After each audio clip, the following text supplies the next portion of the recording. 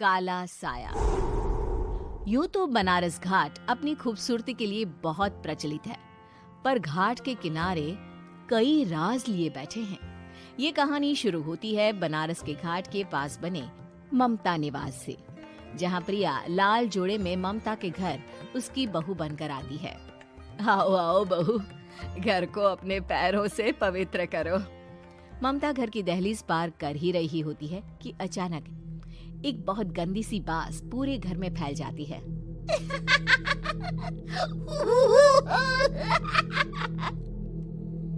ये बदबू और ये आवाजें, ये कौन हंस रहा है माँ?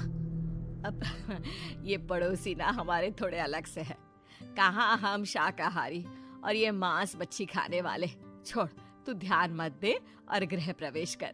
और हाँ बहू, अपनी सास की एक बात हमेशा याद रखना, इन पड़ोसियों से तो कभी बात नहीं करेगी। अच्छे लोग नहीं है ये। अपनी सास की ये बात मानेगी ना बेटा?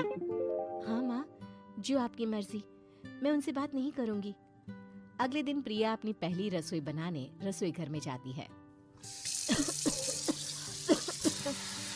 ये छोकी बात तो नाक में जा रही है। एक काम करती हूँ, खिड़की खोल देती हूँ। प्रिया खिड़की खोलने जाती है।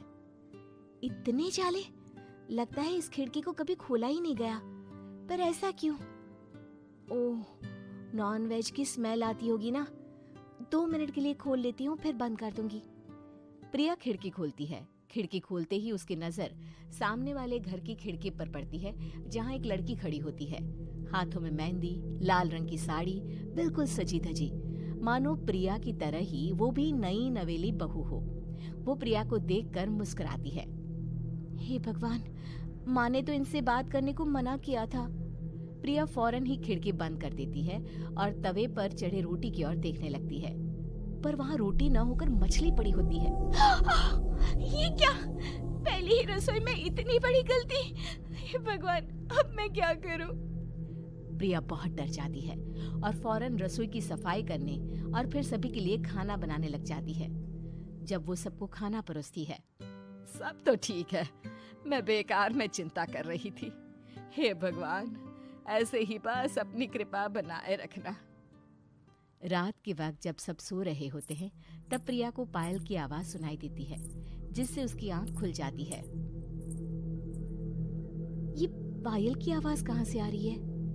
प्रिया उठकर उस आवाज के पीछे छत की सीढ़ियों तक जाती है। तभी उसे बच्चे के रोने की आवाज आती है। प्रिया छत पर जाती है तो क्या देखती है?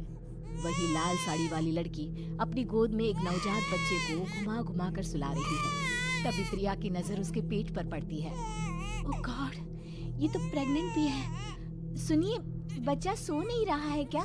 मैं कुछ मदद करूं? नहीं नहीं, आपके घर वालों को अच्छा नहीं लगेगा, मैं संभाल लूंगी। स्नेहा की गोद से बच्चा हाथ मारकर प्रिया की गोद में आने को छटपटाने लगता है। दोनों घर अगल बगल में बने होने के कारण प्रिया उस बच्चे को गोद में ले लेती है। प्रिया के पास आते ही वो सो जाता है। बच्चे का वो स्पर्श रात भर प्रिया भूल नहीं पाती और अगली सुबह वो छत पर कपड़े सुखा रही होती है। तभी उसे एक औरत इशारा करके बुलाती है। स्नेहा कह रही थी बाबू तुम्हारी गोद में आते ही सो गया। मैं गौरी, स्नेहा की माँ हूँ। बहू, घर आना, बाबू को खिला भी लेना। शाम को जब घर पर कोई नहीं रहता, बच्चे से मिलने के लिए प्रिया छिपकर अपनी पड़ोसन के घर चली जाती है और कुछ देर बच्चे को खिलाकर वापस लौट आती है। इसके कुछ दिन बाद ही प्रिया को पता चलता है कि वो माँ बनने वाली है। ममता की खुशी का ठिकाना नहीं रहता।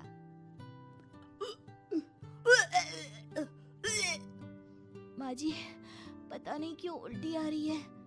प्रिया भागती हुई वॉशरूम में जाती है तो हरे और लाल रंग की उल्टी करती है। उस उल्टी में से कीड़े निकलते हैं। ये क्या? खून और ये कीड़े! माँ! माँ! प्रिया की आवाज सुनकर ममता दौड़ कर आती है, पर बेसिन में कुछ नहीं होता। प्रिया हक्की बक्की रह जाती है। ये सब क्या हो रहा है? प्रिया घबरा जाती है और अपने कमरे में जाकर सो जाती है। डर के कारण वो इतनी थक जाती है कि उसकी आंख लग जाती है। तब उसे ऐसा लगता है उसके पेट पर मानो कोई बैठा हुआ हो। कौन हो? प्रिया के पेट पर एक 5 महीने की बच्ची बैठी हुई थी, जो बुरी तरह जली हुई थी। माँ, तुम ही मुझे लाई ना अपने पेट में। मैं तुम्हारी माँ नहीं हूँ। कौन हो तुम? माँ, देखो मैं जल गई बुरी तरह से। 6 महीने पेट में रहने को भी मुझे नहीं मिला। सहला दो ना माँ। बचाओ, बचाओ, माँ! ममता दौड़कर कमरे में आती है। प्रिया की बातें सुनकर वो सब समझ जाती है। तू कहीं बगल वाले घर में तो नहीं जाकर आई ना बहू? मुझे माफ कर दो, मैं गई थी माँ। उस घर में सब मरे हुए हैं बहू। कई साल पहले स्नेहा उस घर में बहू बनकर आई थी। कुछ ही दिन में वो एक बच्चे को जन्म देने वाली थी। पूरा घर बच्चे के आने की खुशी में खोया था कि एक दिन अचानक उस घर में आग लग गई। सब बुरी तरह जलकर मर गए। गौरी आज भी दादी बनने का इंतजार कर रही है और इसीलिए स्नेहा ने अपना अजन्मा बच्चा तुम्हारी कोख में डाल दिया। ममता ये कह रही होती है कि पीछे से उसके पैरों को एक बच्चा पकड़ लेता है। दादी, दादी।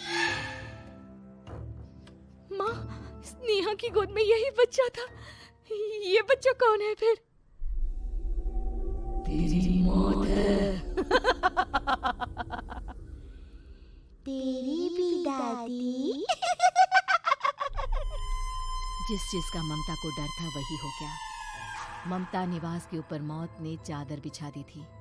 प्रिया का पेट ऐसे बढ़ जाता है मानो 9 महीने का हो। 2 हाथ उसके पेट से बाहर निकलते हैं। बहू, संतोष को फोन कर, किसी पंडित जी को बुला बहू। प्रिया का पति भागता हुआ घर आता है। ये तो होना ही था माँ। तेरा पाप तेरे सामने आ गया तो तू सह नहीं पा रही है। स्नेहा घर में आग लगी नहीं थी, माँ ने लगाई थी, प्रॉपर्टी की लालच में। और वो बच्चा मेरी पहली पत्नी का बच्चा है, मेरा बेटा, जो कि उस आग की चपेट का शिकार हो गया था। मैंने तुमसे ये सब माँ के कहने पर छुपाया था। मुझे माफ कर दो प्रिया। तुम अगर चाहो तो यहाँ से जा सकती हो। मैं तुम्हें किसी भी बंधन में रखना नहीं चाहता। मेरी शादी हुई है आपसे, मैं आपको छोड़ नहीं सकती, पर उससे पहले हमें स्नेहा, उसकी माँ और बच्चे की आत्मा की शांति करवानी होगी। संतोष और ममता गौरी के घर जाते हैं। अंदर सब कुछ जला हुआ होता है। जमीन पर जली हुई लाशें बिखरी हुई थी। ममता रो रो कर अपनी करने की माफी गौरी से मांगती है। प्रिया स्नेहा के घर वालों का अंतिम संस्कार करवा देती है और ममता निवास फिर से आत्माओं के साए से मुक्त हो जाता है। ऐसी ही और मनोरंजन कहानियों के लिए रोमांचक कहानियाँ चैनल को सब्सक्राइब करें। वीडियो अच्छा लगे तो लाइक, शेयर, कमेंट करना ना भूलें। Thank you for watching. Bye bye.